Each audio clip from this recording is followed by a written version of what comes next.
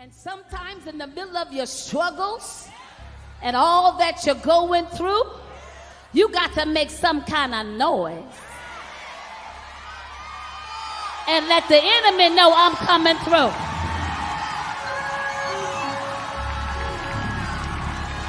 I said, sometimes you got to make a noise and let the enemy know I'm coming through. So we call it the war cry. God, help me right now. I'm the wrong person. Because there's nothing I get greater joy in than destroying the hand of the enemy.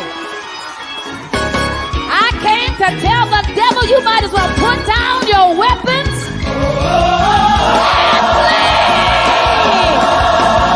Here we go. Out. I need to hear you do a war cry. Open up your mouth and do the war cry. Out. I need you to open up your mouth. Let the devil hear you. Out. I need you to open up your mouth and do a war cry. Open up your mouth. Open up your mouth and do a war cry. Open up your mouth. We got the victory. Stay there. We got the victory. Stay there. We got the victory. Stay right there. We got the victory. Stay there. We got the victory. Stay there. We got the victory. Stay right there. We got the victory. We got the victory. Open up your mouth. Ready?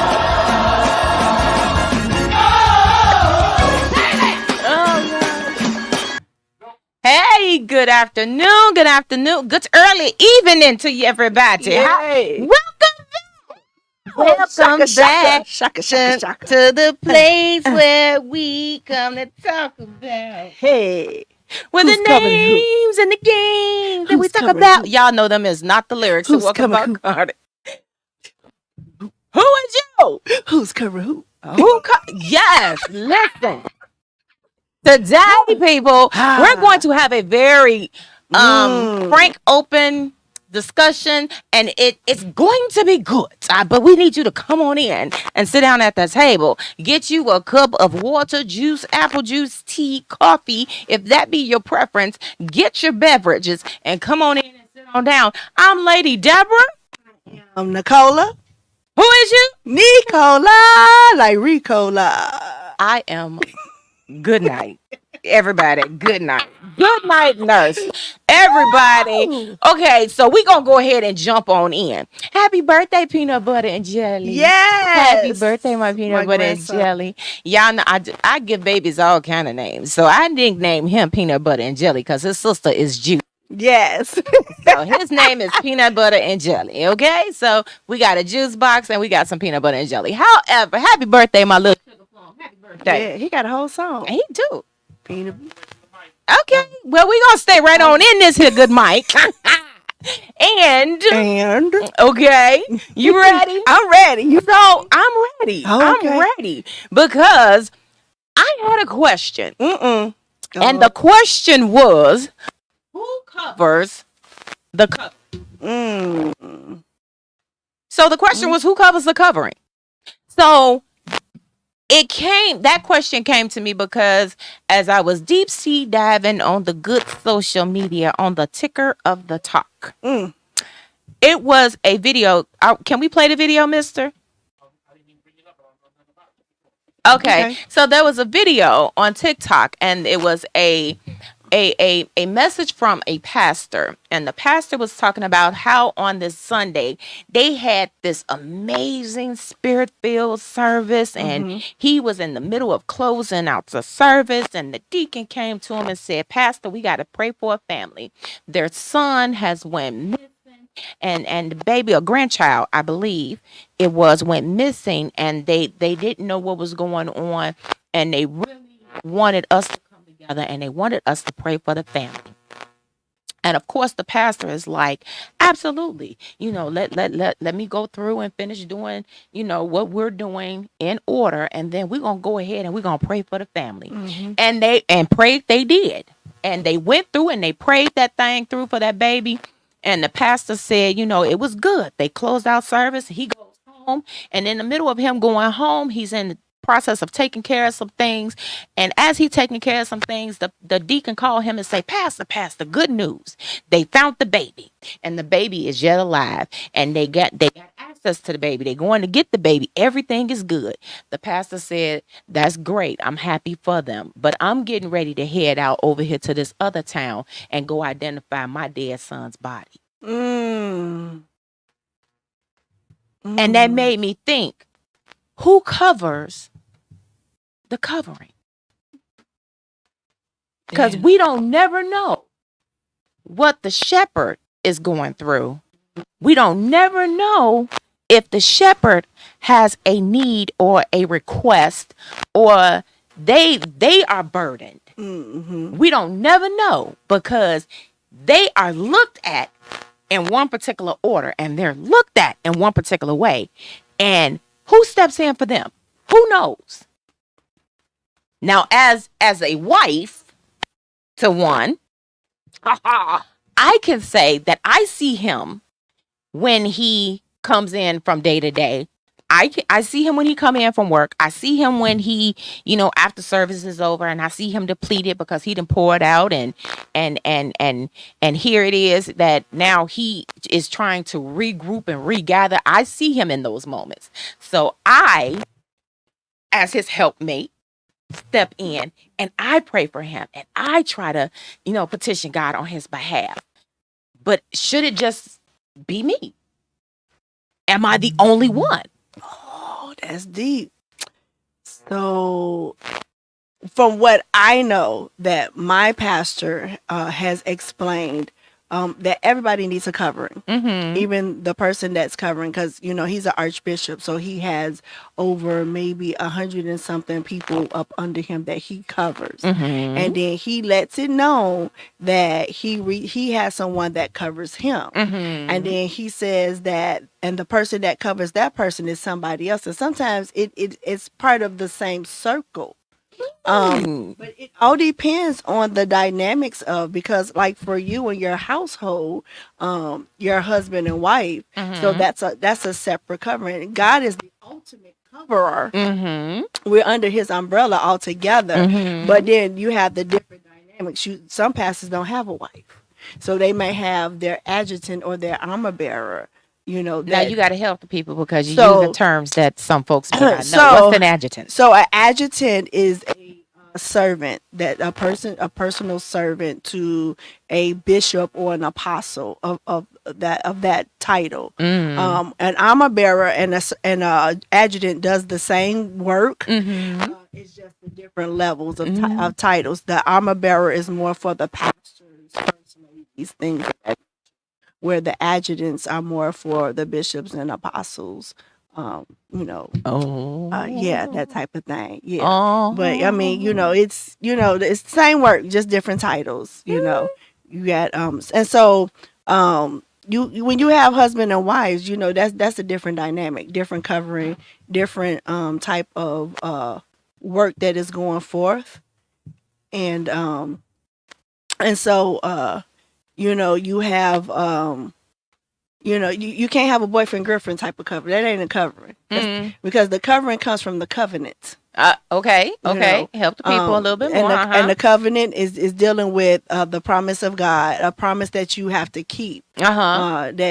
That goes beyond a piece of paper. This is something, a vow that you have between you and that person, or you and God. So you gotta have a covenant with God first, which is part of your covering. And then you branch out the little trees. You got the husband and wife thing. Lambs, Yeah, you got the husband and wife thing. You got the church thing. You have leaders. You have your children, because we as parents have to cover our children. And so you have to figure out where you fit in at. Because to be honest, anybody cannot cover you. And that's what we getting to.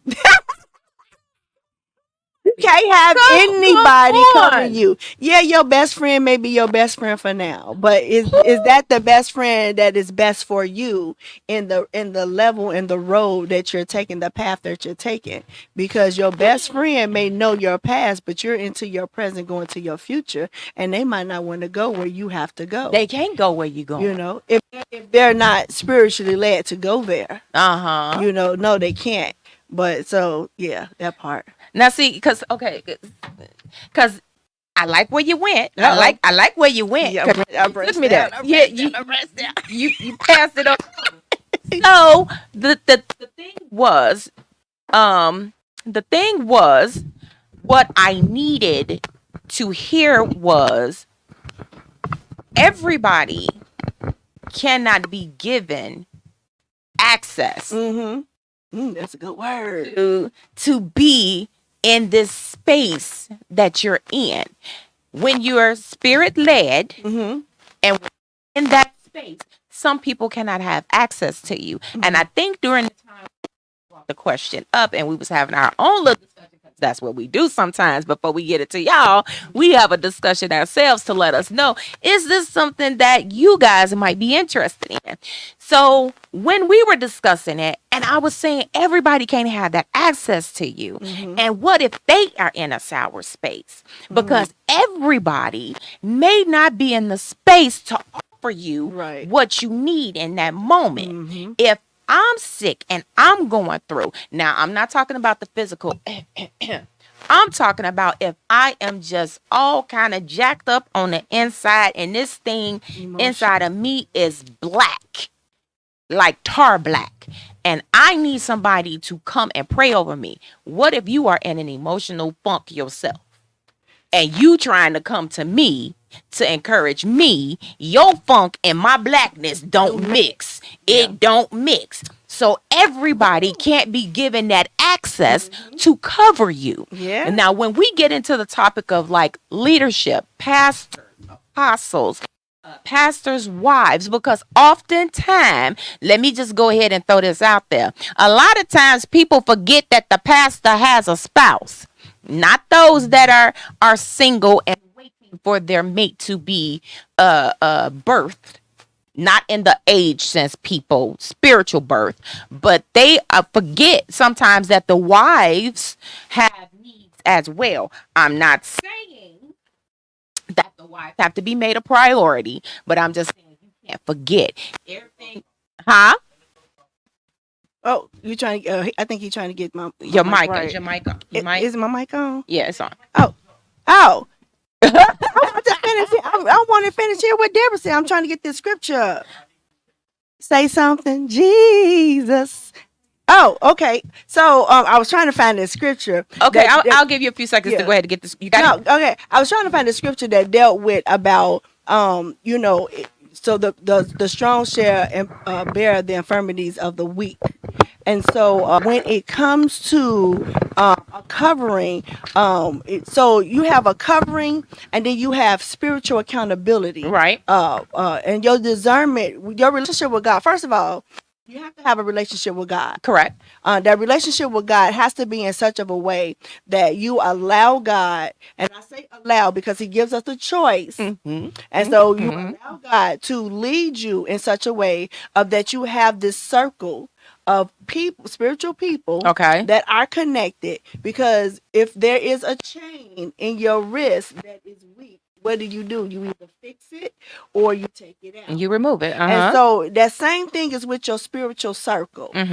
Everybody is not going to be in a bad place at the same time. Correct. However, when you have multiple people that are in a bad place in your circle, those other people should be able to turn around. They should be strong enough. They should be strong enough. And remember, they also have a circle. Right. So if they circle see that they're, like, oh my God, look at my pastor, or look at my friend, or look at my spiritual brother, or, or my spiritual sister, look at them, they're going through. Now I need to pull forth, what I'm saying? Whatever it is, sometimes whatever it is we're going through, we take that off and lay it by the side and we focus on helping God's people. Why? Because we know God gonna take care of us. And right now this person is, it needs, needs to be taken care of in such a way that is not as spiritual but more of the flesh, because we don't want that person to go back into flesh. We don't want that person to be depressed. We don't want that person to make wrong choices.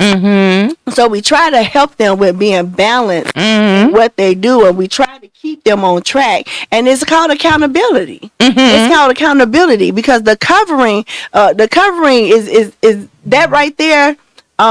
Whether you sick, whether you well, the covering is there. It's always going to be there. But that spiritual accountability person, that's just as important, because this is the person that you rocking and rolling with. Right. You know, my Archbishop, you know, is my spiritual covering because he's my pastor. My lady Andrea, those are my pastors, and I have some leaders. But you my spiritual accountability. We rock and roll. Right. You know what I'm saying? So you'll know if I got a frown on my face, like what happened? What's wrong? Who you about to beat up now? I ain't beating up nobody, but I ain't beating up nobody. But you know, I do have that look. I do have that look. Wait. What? Y'all see my face? Don't let the fact that I know Jesus fool y'all. Try Jesus, don't try me. That part. Now, go ahead. I mean, I'm just saying, like it goes into a spot of you have to have good spiritual accountability people. Correct. But see, sometimes what I do, and I it's almost like y'all, I'm playing devil's advocate because I get it. I get it. But when somebody is infested, when you are spiritually infested and you don't know what spirit you're dealing with, because a lot of times people think, oh, she just emotional, she just going through, that's just her, that's that Pisces, that's that, you know, that's that thing that they go through. But you don't realize that a lot of times people are calling things on people that's not what it is. And you're not realizing that there are spiritual things that people are fighting, and you don't understand what it is that you're dealing with. And I guess a lot of people don't know. That's why when I'm saying who's covering the covering, it's great to have pastors over pastors, or other men of God covering men of God. But sometimes that covering may not be right. That's the nice way I got it. I'm sorry. That you know, some people are not right. Some people, let me say this. We have a lot of people that hold a lot of titles, and I'm not talking about anybody with titles, okay? Right. I'm not talking about y'all. If the shoe fit, put it on. If it fits your foot, you wear it. But if this ain't you, let it go. Okay? Right on. Let it go. Okay? Right on. Don't put your foot in somebody else's foot and end up with a fungus. I'm just saying. Oh, that's now. I like that. I know that was good. Now. Good. What I'm saying is, some people walk around with titles and they are so caught up in a title. I'm still, let me say this. I don't know everything, and I never claim that I know everything. But what I do know, I'll share. Okay? Now, I'm still learning. Archbishop, apostles, elders. All these titles I've heard, I have read, and I get. But some people walk around here just because they are in a certain position, they're holding those titles, don't necessarily mean that you are good within that title. Because some people are out here living life, and they are living life foul.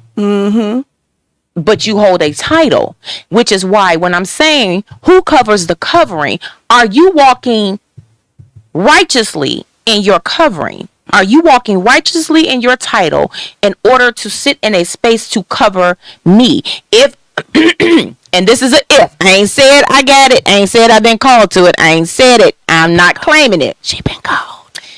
If I sit in a place of leadership, if I am a pastor and I am in a funk, and again, I am black, I am tarred up on the inside, I am jacked up, and I need somebody to come and pray me through. But I know who may step in front of me. I still have a spiritual discernment to know that you ain't it.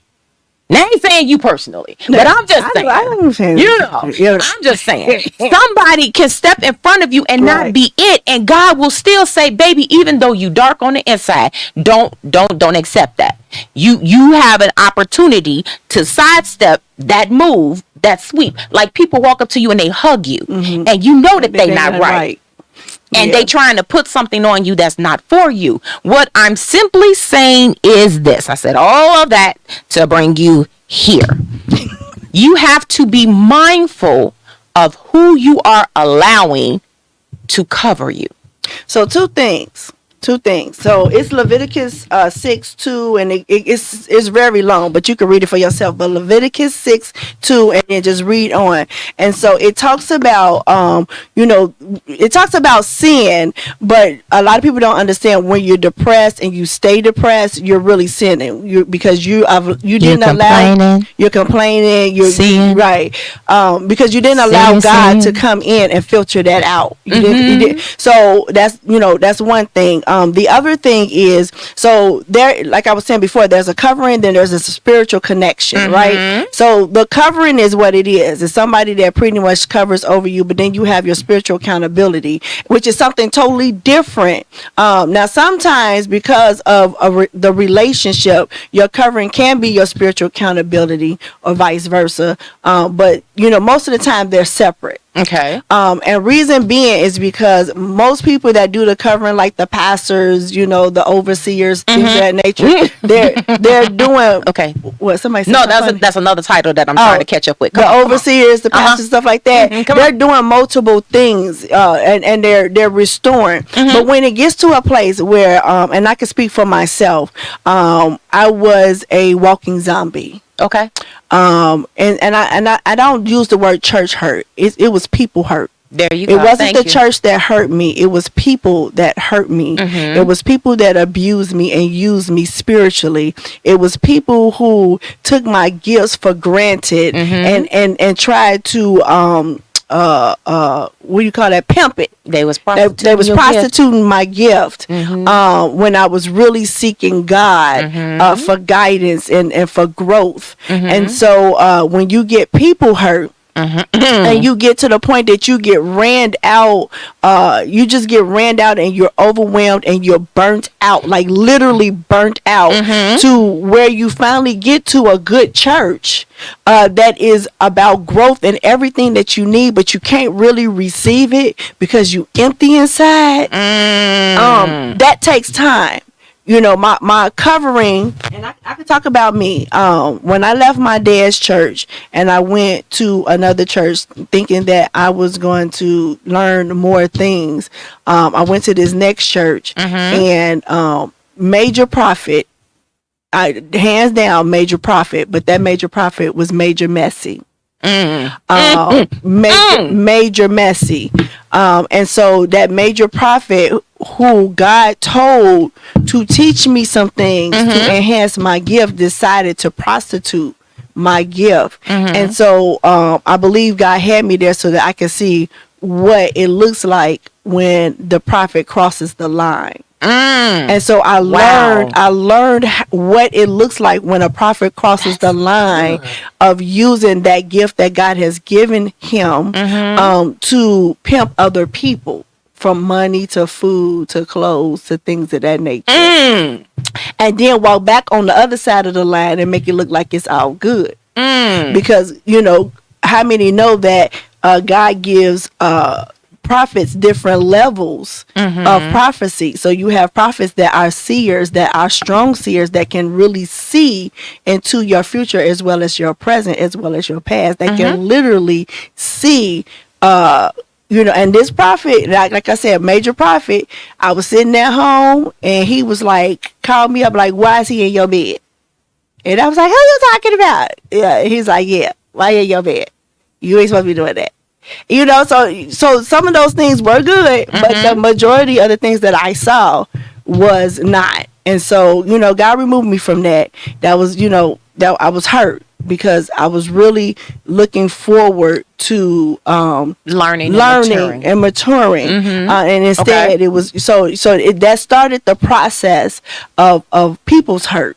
Okay. And then when I went to this next church, I'm figuring, okay, this is going to be different. It's going to be better, and because I had a female, this was my first female pastor. Okay. And, and so when I got there, I'm hitting the ground running. I'm this, that, and that. And I realized that she wasn't trying to listen to me. It was more about, she's just going to do what she want to do regardless.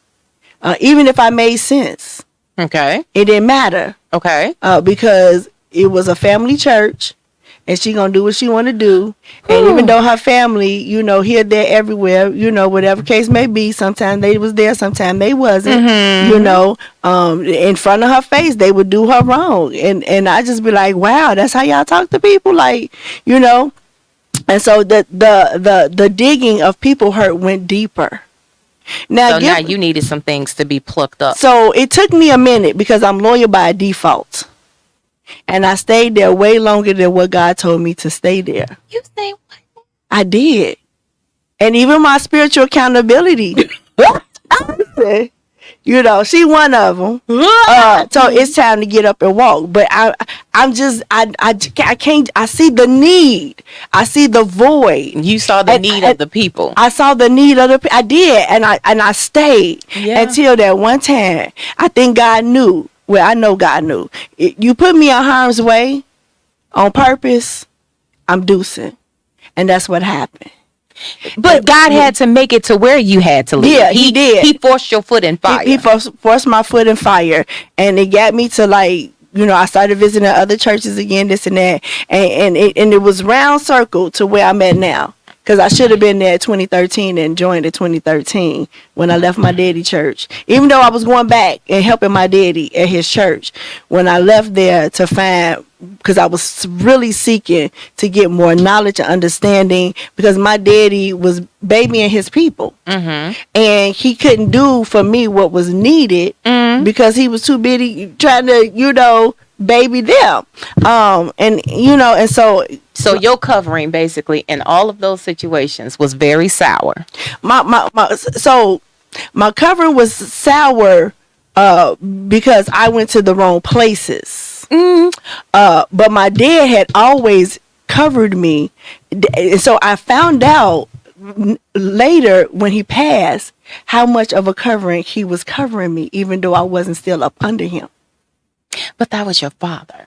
Yeah, but it made a difference. It had a reach. Because a lot of attacks that I am experiencing now, like they're attacking me per se, not like coming toward me and then they get smacked onto the wayside somewhere before they even get to me. And it's just like, oh, I got a scratch. No, I got a punch. I had a black eye. When my dad passed away, I was like, oh, my daddy was really, really like blocking some stuff. I always thought he was just babying his people. He wasn't thinking about his daughter. He knew that I was just gonna be all right, and I need you to repeat something again. You said you knew what now? Wait, which part? You knew he was babying some people. He was babying, yeah, I knew he was babying some people, but he didn't have time for me. I didn't know that he was really covering me in prayer in such a way that I was getting scratches all my life. And now I started getting full-blown punches after he left. And so, long story short, and I know this is long, but but the bottom line is I was empty. Because I was wore out. I was tired. I was empty. And when I got to the powerhouse, I was a functioning zombie. A wonderful I have wonderful covering, wonderful leaders, but I was a functioning zombie. And the one which is a lot of people in life currently. And one of the things that I knew how to do that I could do very well is sing. So I could sing with my eyes closed because it brought me peace. Singing brought me joy. It brought me comfort. But I was still empty. I had not been restored by anybody. And so that was the problem. The problem was I was servicing myself to these two other churches, and I was not being restored at all. Ooh. So one day And this was probably about a year and a half later. I joined Powerhouse Chicago, not international. Powerhouse Chicago. I joined in 2020. I want to say maybe about 2021, 2022. I couldn't take it no more. God said it was time to go back to work, and I'm like, yeah, and this is the conversation I have with God, because we have a relationship, as you're supposed to. And I would not, and I know now I would not let Him restore me, and that's why I couldn't get restored, because I was so depressed, I was so empty. I didn't want nobody to touch. I didn't want to be with nobody else. I knew that Archbishop William Hudson III was giving the word. And I was hearing the word, but it was going through one ear and out the other. It wasn't filtering in like it should have. And I was sick. Let me try to, because I need to make some of this make sense. Put it in timeline. Yeah. People that you were sitting under was sour. They were sour. They were teeter-tottering. So they were teeter-tottering, which will make now why I said who covers the covering will make sense. So they were supposed to be covering you, but they were sour. They was dark on the inside.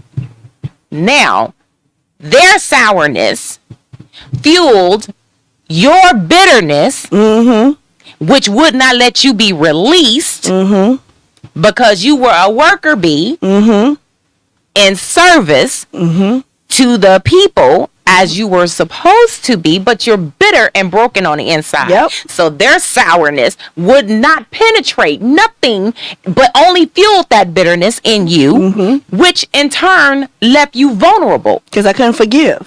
You couldn't forgive, you couldn't forget, you couldn't move on, you couldn't sit in anything. So the covering itself was faulty. Yes. So now when I'm asking people who covers the covering, and it has to make sense, that's why I'm saying you have to be in a proper place. When you are bitter, when you are hurt, when you are torn up spiritually on the inside, those people who are supposed to mean you good sometimes could mean you the most harm. You have to have a personal relationship with God on your own in order to then be able to receive the food that you're supposed to get.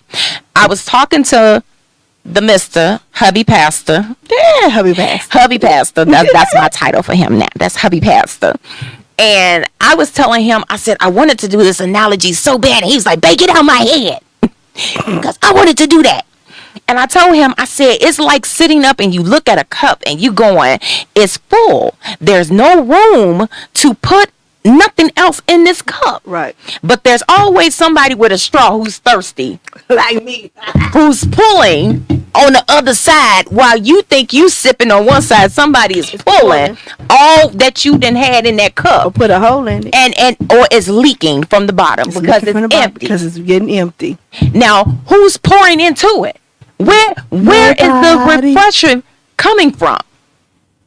You don't know, because they can't get anything from anybody, because sometimes those people that are supposed to be doing what they're doing are not doing it at all. They're not even attempting. They're not even trying to make it look good. They're doing their thing. Because they want the title. They want the title, they want the visual of it, but they don't want to do the actual work of it. So they had the title. They wasn't doing the work. They was playing with the work. But see, here's the thing. So y'all know, when you accept something from God, there is a heaviness that you have to carry with it. When you take that, and I've heard this said before, again, I don't have that, so I don't know. I can tell you the conversation that I had with people, and some people have said that they have gotten whoopings worse than the whoopings that they have gotten from their parents, from the physical sense, that the whooping that you get from God is unlike anything that you have ever experienced. I have heard of the silence. I have heard of being in this void. It's unlike anything lonely that you've ever been through. Hey Kaisha. And when you are normally in that space and place, if God has ever whooped you like that, and you like that whooping, high five, all power to you. You take that one. I don't ever want to receive that from nobody, because the stories alone I got fit some me on my stories. side that'll tell you that I don't want that.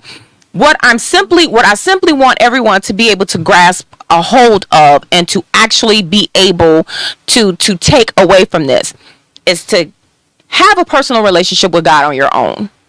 Your pastor, your apostles, your evangelists, your teachers, your prophets, your whomever is sitting in those spaces that are teaching you, and they are feeding you, whether they are spoon feeding you or they're placing it on your plate. Have a discernment and a relationship with God on your own. So therefore, you know when someone is sitting with you, if they are literally feeding you or if they're poisoning you. Yeah, that's good.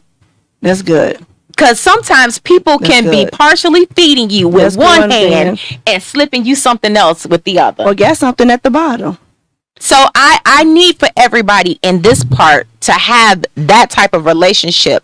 And when you have that personal relationship, you will then in turn know if you are placed in the right place. If the person that you are sitting with, if the pastor, prophet, bishop, apostle is the right person for you. I have had conversations with a numerate of people, and my cuz being one of them. And when she was going through, I was like, "You worker bee, good God, you worker bee." She reminds me of a worker bee. If anybody has ever sat and watched what it looks like for the queen to sit in that space, and everybody is buzzing about to do everything, and they covering out the filling out the honeycomb and what they're doing. Everybody got a job. Everybody got a job, and everybody is buzzing about. And I was like, she's always that for everybody. And when I told her that, she was like, but I got a job to do. I was like, God said, be quiet. You done already said it. Shut up. Now she got to experience it. Just shut up. But I would say it again, and then I'll shut up.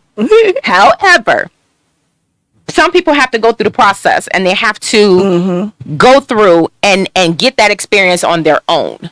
But when God release you, heed the word and move. Now, if your covering is not covering you, how can you work in faith when your faith is dwindling? Because that's part 2. So I was just, get out of my head. Because I'm going to say part 2 of the story. Here it is. God has finally, put me in a place where everything that I've asked for that I want in ministry is happening, but I can't really receive it. And so one night we was having a presbytery meeting. And what is presbytery? I need, because you got to help some people, because some people don't know. Presbytery deals with the ministers, Okay. the ministers, the elders, being pastors, things of that nature. Those that are in leadership. Those that are in well, not even just leadership, just those that are in ministry. Okay.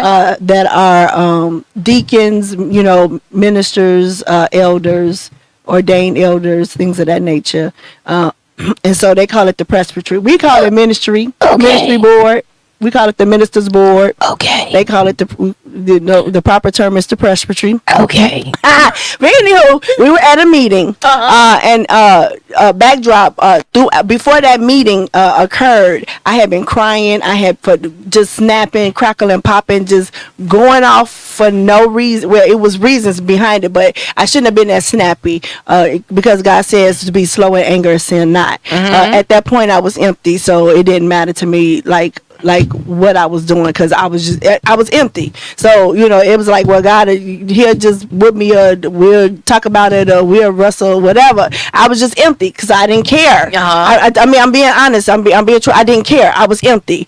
One night at the presbytery meeting, one of the elders, I call her mother elder, I call her mother, but she's an elder, and she came to me and I said, I can't do this no more.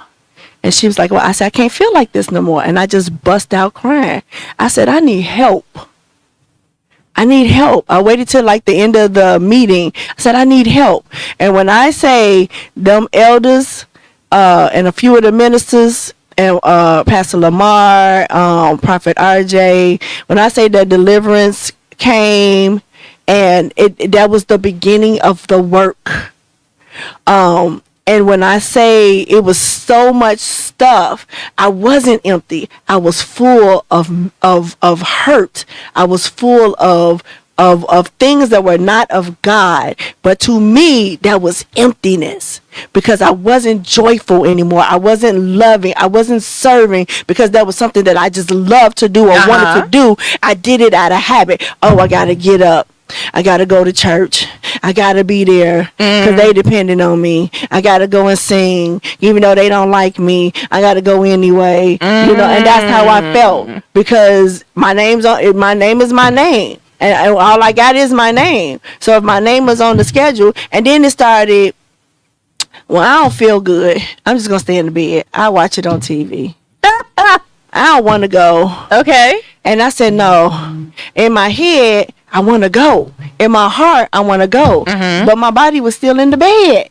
So that night, when I say they poured out so much stuff, God dressed me. I do allow God to dress me.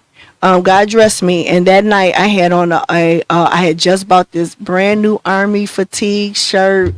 It was really, really nice and pretty with a little bow in the front. He told me to wear a tank top up under. I didn't know what was gonna happen. I just thought it was just gonna be another meeting. Go in one ear, go out the other. Write some notes, go home, go to bed. When I say so much came up out of me on that shirt, he said, "Throw that shirt away." Like, deliverance took place that night, and that was part of a spiritual covering and spiritual accountability together. That's what that looks like together, because I had leaders who I am up under, because I had elders. I had Pastor Lamar, I had some elders, I had some prophets. Those are my leaders that I'm up under, who covered me and had a spiritual accountability of a deliverance. But they saw something. Well, I requested it. She heard something. Yeah. Let me throw something in there. Throw it in there. Because see, sometimes this is how God would work. You made a request. Your petition Made my request known. Your petition was already signed. Okay? The request had been made. But because mother was obedient, she went and got that 18, baby. she heard the request. Before you vocaled the request, she heard the request, because it had already been placed upon her, because you had the foresight in that spiritual moment to be drawn to her. Because you could have been drawn to anybody else. Nope. But you were drawn to her. Okay, I gave y'all something for free, because sometimes that's how it works. God will put people in y'all lives sometimes, or in your circle sometimes, and it is done for a reason. And it could be seasonal. Sometimes y'all got to get out of your own way and understand that things are not lifetime assignments. It's seasonal assignments. Things happen in seasons. So you have to understand that. Sometimes you attach yourself to people and you be like, I'm supposed to be here. I'm supposed to do this. I have to learn it.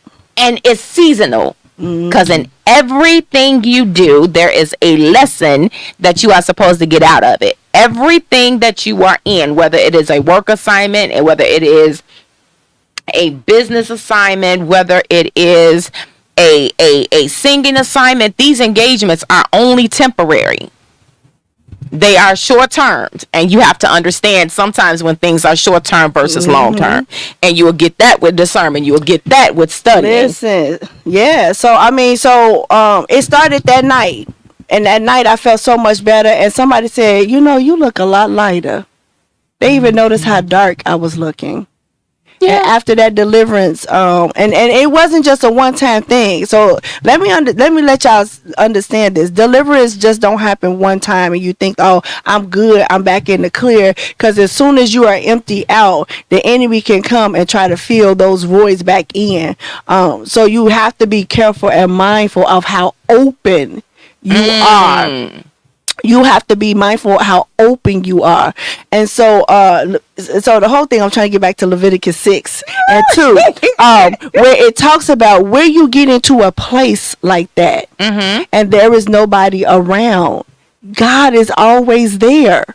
He's the ultimate coverer. And so you have to go to him anyway. And I didn't do that. I didn't do that. So you were seeking validation. It wasn't even validation. I just wanted to work. I ain't gonna even lie. I just wanted to work and learn my gifts, because I realized all my life I've been a prophetess and I've been doing stuff, and I just been doing this spiritually. Didn't know what it was. Didn't know what the names was to it, and everything. And I was learning some good stuff.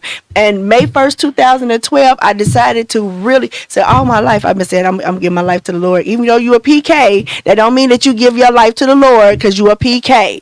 You know what I'm saying? I wanted to be different. Everybody wanted me to be in my daddy's shoes. They wanted me to do this. I wanted to be Nicola. Not Bishop Paul J. Hall, Nicola. That's who I wanted to be. Nicola. So I did my thing. I went out, I potted, and I did my thing. But even when I was pottying, he was speaking to me. Get up and leave right now, daughter. And I'd be like, high as a kite, I'm about to go. And they'd be like, and it was a group of us. And they were like, oh, I'm going to stay here. And the other group be like, I'm going with Nicola. And we would leave. And the next day, the other group that stayed, they'd be like, man, Nicola, we should have went with you, because they started shooting and they started fighting. Or something would have happened. So he been with me all my life. I just hadn't been with him in that way. But I respected him and I feared him. So you know, even at a young age, I respected God, I feared God, but I was still gonna do Nicola. I was still gonna. I'm just being real, because there's somebody out there that was a Nicola that's wondering, like, well, how do I get back? You get back by man. When I say after the deliverance, you know, I felt better, and I started trying to read my word, but it became a problem, because when I was hurt, I stopped reading the word and started putting other things in place of reading the word. And now you got to move all those things out to get back. You have to restructure. And I'm still, when I say a year and a half later, after that year and a half, I'm still working to get back in that good grace. Guess what? It's okay. I'm just learning how to filter. It's okay, because you're supposed to. Yeah. Nobody ever starts out ever saying that I'm good where I am. You are right where you are. You're not good, because if you were good, then you wouldn't need God. We always need him. We always should have a craving for him. Like I crave chocolate, I crave my donuts. We should always crave God just the same, and sometimes even more. Because when we sitting in them spaces and we get to those places that people have taken us literally up, down, back, forth, through, and around, boyfriend, baby daddy, husbands, wives, whether it is your pastor in leadership, it could be the overseer, the apostles, people, keyword, people will take you through. Not titles, but people. And we have to get out of that space, because I was glad when you said you wasn't church hurt, you were people hurt. I was people hurt. And I get sometimes how they make that analogy of saying church hurt and people hurt, because we are the church. Yeah. But you cannot put all that blame on church. When I was saying, like, how do you work in your faith? It came from Lexi was talking about Lexi Allen. For those of you who don't know, she did this interview. Because I want to say this, because we talked about the church hurt, right? The reason why I say people hurt is because the church don't hurt you. God don't hurt you. It's people flesh. So the flesh is with people. It's not with church. So that's why I call it people hurt, because they're hurting me out of flesh. Like people say they didn't love me. They hurt me. No, that wasn't love. That was lust. Because love don't hurt. Love never hurts you. The person that hurt you was in their flesh. That was the flesh part. So go ahead with Lexi. I just want to make sure y'all understood that, because y'all need to understand love don't hurt. It's not supposed to. It's not supposed to. Love don't hurt. In no form or fashion. It's not supposed to. It don't hold no account. Now, Lexi was saying, no, it's fine. Lexi Allen, and for those of you who don't know her, sometimes you see her. Lexi is a singer. She's a comedian, and I love her from when she does her little skits and things of that nature. She's a businesswoman. She's an entrepreneur. All these good, wonderful things. Love you, Lexi. If you get a chance to watch this, I love you, girl. Now, Lexi did this interview and she was talking about when she lost her husband. And she was talking about how she went through this thing and where she was just like, she tied, you know, she was the biggest cheerleader for God because she was singing in the church. She was, you know, singing for God. She was on the praise team. She was in doing so much, and singing gospel was how she was making her coin. She was making a good coin. And how, you know, she was in this place and how she was promoting faith and she was promoting belief and she was promoting all this wonderful stuff that God is. And here it was that she was in this place losing her husband, and she was like, God is gonna do it. He gonna come out of it. She talking to her husband and she's like, when you come out of it, the testimony that we was gonna have. And he died. She said now she had enough sense to not cuss him. Hey, yes, you did. She had enough sense. I had enough sense not to, you know, to blaspheme against him. You know, she had enough sense for that now. But she said she would dare not look up at him. For a year, wasn't it? I think she said at least a year. A year, if not longer. But then she still got up and went and sang the gospel. Make her coins. To make that money because she had a child to support. And here it was that in this time that she's going through this turmoil, that she's not feeling covered, she's not feeling a covering, and she's not feeling what she's promoting, but she's still singing it. How do one work in faith with no faith? Well, that goes with working out of habit. How? But it's working out of habit because she's done it. Because she, at one point in time, she did believe. She believed the word with no conviction. With no I want to say with no conviction at that time. I would say when she felt after her husband died, she was working with no conviction because she was empty. She was empty because what people don't understand, and I really, really need people to hear this. When people pass away on their sick bed or whatever case may be, you don't know what they have talked about to the Lord. You don't know what pain or issues that they are truly going through or having, even if it be your husband, your wife, your mother, your brother, your children. You're not there when they have that talk with the Lord. You're not privy to that. And so we as people want them to be here on earth forever. Yeah. And then when they not here, Lord, why you take them away? You took them away too early. I've said that before too. And then I realized not my will, but thy will be done. Not my will, but thy will be done. I don't know what that person will was with the Lord because she had to get to that moment to find out that she was empty. And it wasn't your faith that took him home. It might have been his request because he could have been tired. And nobody explained that to her. That's good. Nobody explained that to her. And so because nobody explained those things to her, and they really didn't have nothing to say to her, but I'm sorry for y'all loss. My condolences. You know, the earth has no sorrow that heaven cannot heal. Well, how you know heaven didn't heal it already? By taking him home. Because it might have been worse.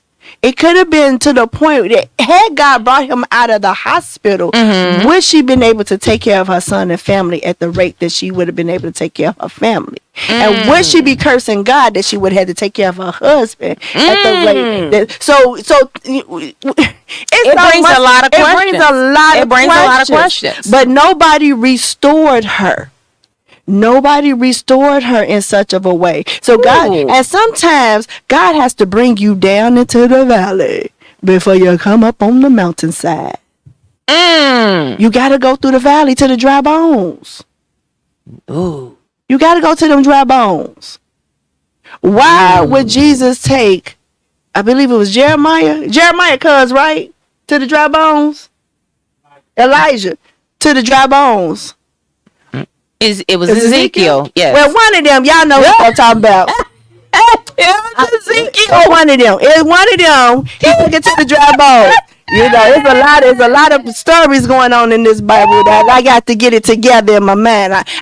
I'm just coming out of dry bones myself. I ain't gonna even lie. I'm coming out of dry bones myself. So the studying, back to studying again, back to getting myself in a place where I can receive the word in such a great way, where it actually is a part of my life. That took some time. And so she losing somebody that she used to talking to, being her confidant, being her close friend. That was her lover. That was her lover. Her everything. And her so, baby did. Her everything. Yeah. And so then you think about, if that's your everything, then what is God? Ooh.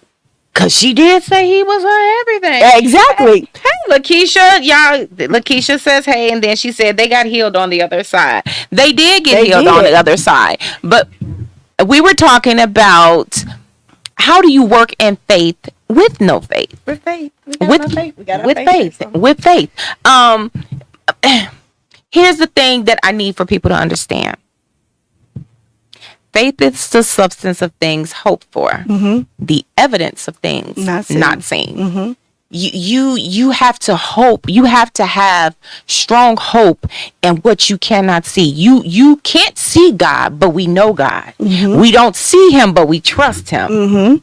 We don't see him, but we love him. You have to work that thing called faith, because you can't do anything without being in work. You have to work it. You have to want it. You have to seek it. You have to diligently seek it. And you can't even please him without faith. It's impossible to please God without faith. I don't believe that you can do much of anything without it. I don't think you can. We walk day by day, literally. Let me put it into a good picture and a perspective for people. Since the Pandarosa, the pandemia, since that thing had happened, since that coronavirus had hit us around here, let me tell you how God has been working. Because God has taken us out of things that was considered normal to now be considered abnormal. You are having church virtually, when there was never a such thing as a virtual service.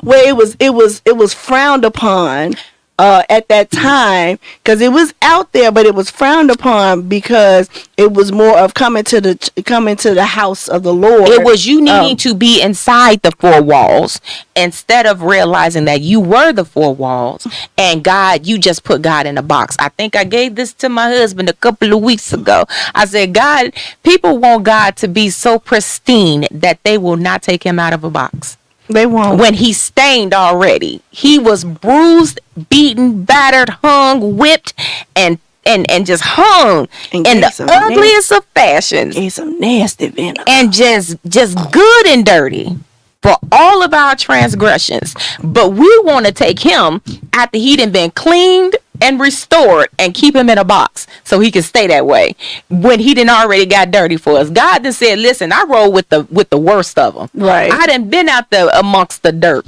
I done rolled around and got down in the dirt with some things for y'all. But here I am, I'm clean and I'm pristine and I look good for y'all, but you can't keep me in this box forever. Now I do say this.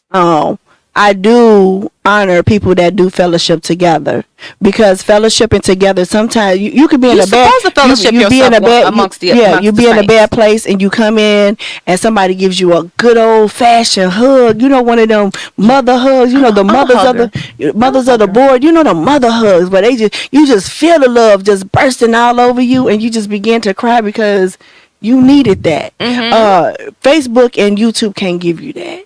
It can't, and so it originally was for people who literally could not come to church, like they were in the hospital or they were really in their sick bed, or they were at but during the pandemonium, we wasn't supposed to be amongst the people. Well, actually, the church decided to follow the state instead of the state letting the church be the church, because they got political. Now you want to get political. The state came into the church business, and instead of the church coming together, the people coming together and say,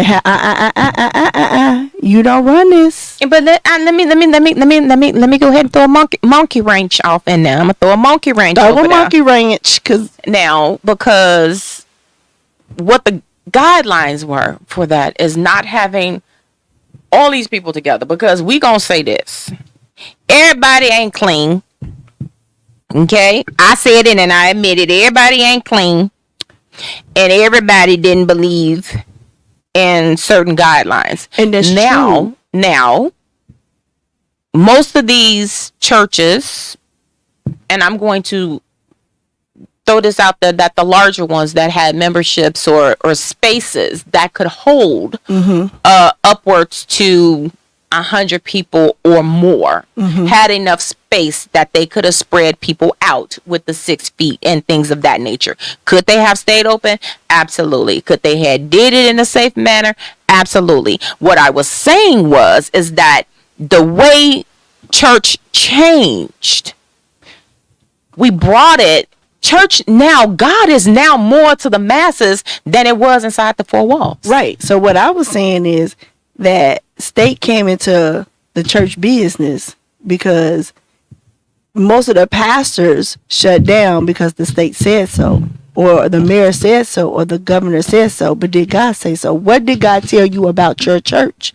And so that's part of a covering too, because you're responsible for the people in your church in such of a way. And if you have a church that holds 1,000 people and you decide to let 500 in, you know what I'm saying? Is that what God told you? I have some pastor friends that God said, God didn't tell me to close the church. And they came to church and they came together every Sunday like they normally did. They wore a mask, they sprayed, they did take precautions, but they, you know, and it was one pastor that did get a fine, and they fought it and they won because the state don't have no ruling over the church. You know what I'm saying? And at the end of the day, God is our ultimate covering. Okay. We have people like myself who were stuck in a rut of people's hurt, and we thought we were empty, but we were full of things that were not of God. And so deliverance have to take place. But a lot of people don't move in deliverance. And that's why they still stuck. They still stuck because they don't move in deliverance. You have to be delivered. You have to repent. You have to forgive. You have to be in deliverance. That stuff has to come up out of you, because if it don't, it turns into malice. It turns into bitterness. It turns into revenge. It turns into a lot of anger. And then it just resentfulness, disobedience. All of and so you wonder why you have a lot of disobedient members, because nobody has set the time to go through deliverance. We used to have Terry service where you had a shut in. That was so long ago. Yeah, but the thing is, those things worked. That's why we were more free then than we are now. Because the mothers, the missionaries, we had shut-in services. You gonna get this demon up out of you on today. You gonna roll this floor until all of it spits out. Spit, wipe, put that cover over you. We got that oil, and they did their work. Well, I get that. I do. Guys, I promise you. See, conversations like this, I like these conversations. I actually love these conversations. I do. Let's see. Lakeisha say we have faith for the wrong reasons, and some churches still stayed open. They did. Some churches did stay open. They did, and some people have faith in the wrong things. And they don't have faith in God, but they have more faith in man. That's a whole nother topic on a whole nother day for a whole nother program. But I promise you, guys, we thank you so much for staying with us and for jumping in with us. Time has gotten away from us. Baby, we're on a roll. It has gotten so far away. I didn't even see you having me. Car wash. Okay, y'all, but time has gotten away from us, guys, and as always, the conversations be good. I hope we shared something and said something to you guys that has put a spark in you in some shape, form, or fashion that has prompted you to say that I'm going to study more so that I can be a better member of the body of Christ. I'm not going to... Yes, sir.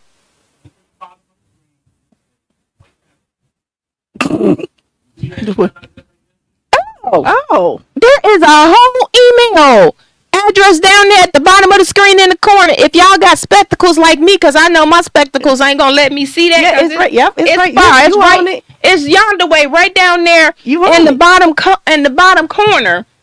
You want it right up in there. He got it. Y'all know what? My producer husband is the bomb. Yes, he is. My big cousin's the bomb. He is the bomb.com at this thing that we got going on. If y'all like this visual, y'all like what y'all see, go ahead, hit us up with topics that y'all may want to hear us talk about. If y'all want us to have that whole real deal conversation, which we will, unbridled, unfiltered, sometimes with some, well, we won't be too outside word-ish, but we will still give it to you just the way you listen. Don't judge me. Don't judge me. But it is info.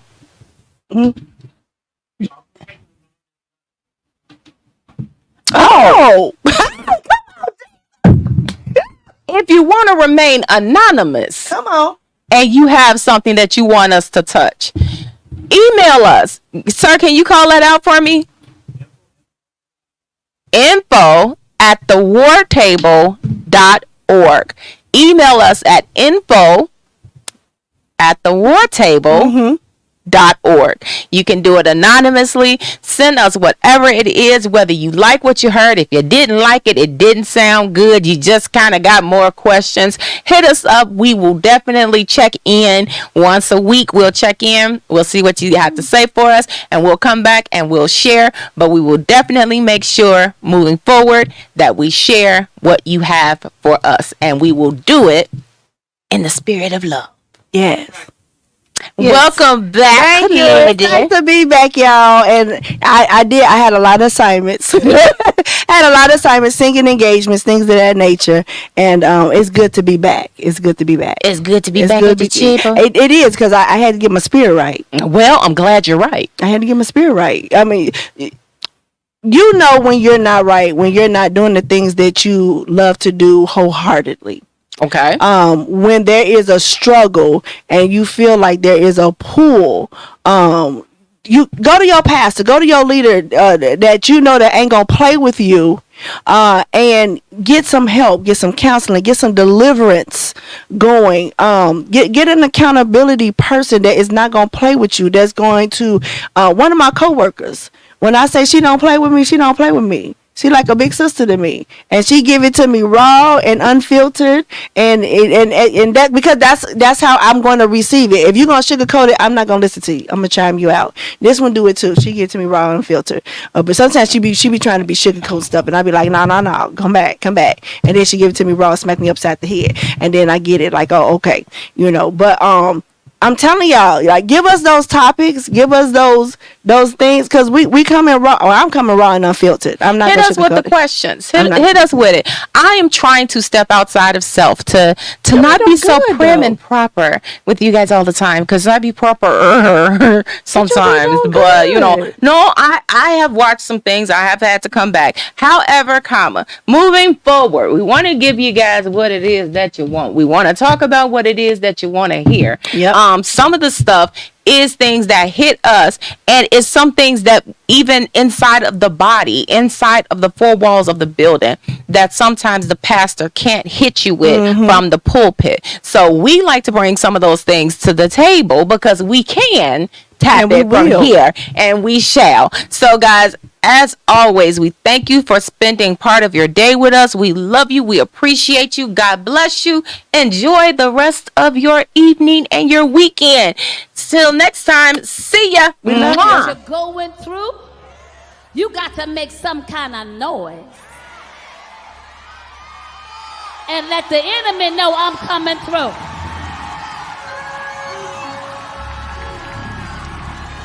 I said, sometimes you gotta make a noise and let the enemy know I'm coming through. So we call it the war cry. God, help me right now. I'm the wrong person. Because there's nothing I get greater joy in than destroying the head of the enemy. I came to tell the devil, you might as well put down your weapons